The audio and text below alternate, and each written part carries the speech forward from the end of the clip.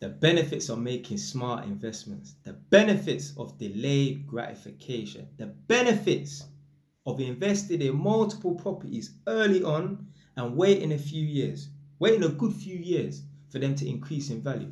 But when they do, trust me, they hit the jackpot. It's a win-win situation investing in properties early on.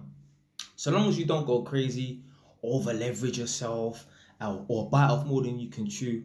Man's watched enough YouTube videos, heard enough stuff to know that it's definitely worth it. I'm experiencing it now, and I'm only 5 years into buying properties and that. So if you didn't know, my girl's a mortgage broker, innit? And she works on my yard from time to time.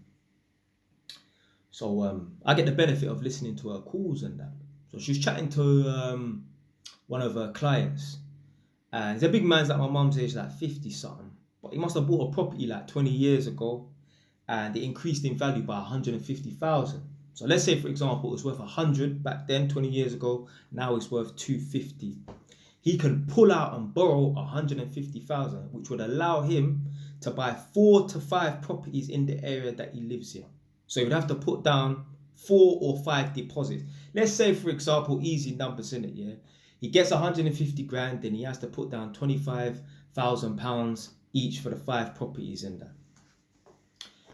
If he was to buy 5 properties, after he puts down deposits and that, when he starts getting back the rental income, he can accumulate from the 5 properties, for example, approximate rental income per month from the 5 properties in total, £4,000. Now, I thought about it, and on the spot I was like, yeah, that sounds good, you know. And then I was driving the next day and I thought to myself, imagine having to pull out £150,000 and you make all these purchases and that, and then you only get back £4,000 in rental income and that. And it's not 100% profit, obviously. The majority of it's going to be profit, but there's going to be little overheads here and there in it. Yeah. I thought, it might not be that worth it.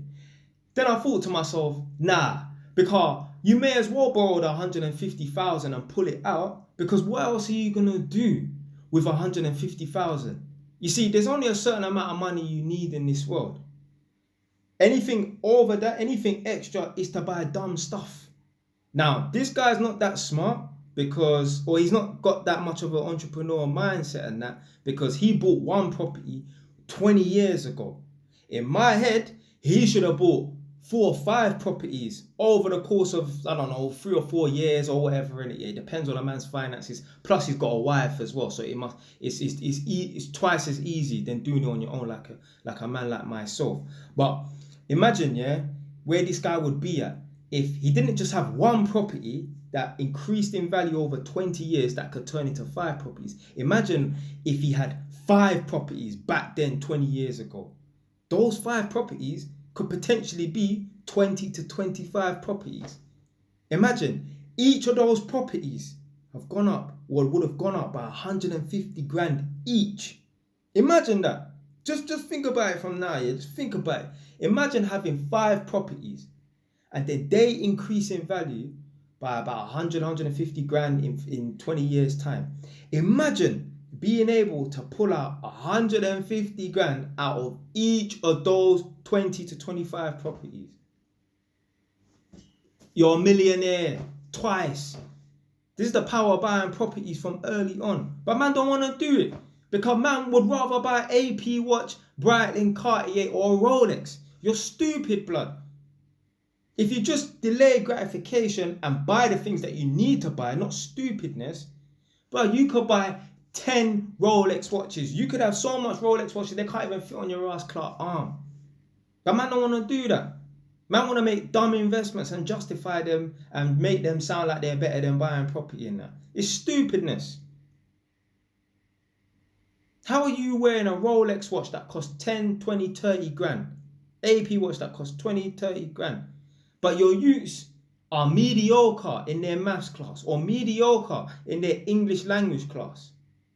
You should be using that money that you spent and wasted on that Rolex watch. I don't care if it's going up in value. The best investment is your children. Yeah, that's the most important investment, to invest in your children and that. You should be using that to put them through private tuition and that. Maybe not private school, but giving them extra lessons after school and on the weekend and that. But man don't think like that. Man just think about driving this car, wearing this Rolex, wearing this t-shirt, these jeans, these trainers and that. All for gal. It don't make no sense. Man are chasing gal. Gal don't get you nowhere. They're just an expense and a waste of time for the most part. I know man who said to me, these chicks owe me money. Literally, like, yeah, the amount of money he spent on them, taking them out for these £150 meals and that. Now, he's just stupid because who in their right mind does that stuff, innit? Yeah, like, you're trying to... Anyway, I would never... I've had a girlfriend, we've been together 3 years now, innit? Yeah, and I still haven't taken her out for a meal that's come out to £150. So, yeah, man will rather buy all these things and that for gal that it's like almost like man don't understand gal, innit? Like these girls will just drop you out the blink of an eye, innit? Like, oh, I'm not feeling it no more, you said the wrong thing, or my ex has come back and that, and then you're gone. All of this to chase these girls that with no return. You're better off putting your money into property and business and that, and then let the gal then be a byproduct of that. But it's easy for man to go and chase gal, then put in the hard work and make sacrifice and delayed gratification, innit? And experience delayed gratification. But yeah, with the property thing, I'm advising all of you now, buy as much properties as possible. Don't over leverage yourself. Don't bite off more than you can chew, obviously, innit? But buy as much properties as you can. Remember what I said, that guy bought a property 20 years ago and it's increased in value by 150. That's just one property. He only bought one. He only owns one. Now he can buy 4 to 5 properties with that one property. Imagine if he had bought 4 or 5 properties back then. Imagine the increase in value now.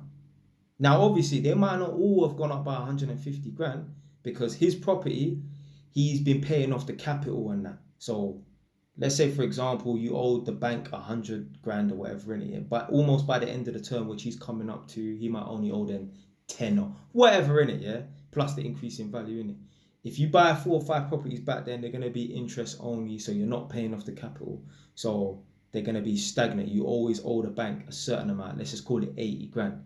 But still, even if they've gone up by 70 or 80 grand or, 150 grand in those 20 years and that, that's still bare money, blood. It's still bare money. And you can't predict the market. You can't predict that, it's going to go up by 7 grand. What if they start doing some major works in there and the thing skyrockets and that? Now, there could be a chance that, the house prices drop and that. But if you look through the indexes and all the records and that, house prices are always going up. Unless you buy in some destitute, barren wasteland of an area and that, then you're going to be in a problem and that. But if it's somewhere like London, Luton, Northampton, or in a near major city and that, you're good, man. You're good, man. This is the power of buying multiple properties. I bet that guy there wishes he bought 4 or 5 properties back then. He could have all retired by now, easily. Man don't even need to work till he's all 63, 64, 65. Man could have retired at age 50. Delayed gratification, man. Stay away, it's done now.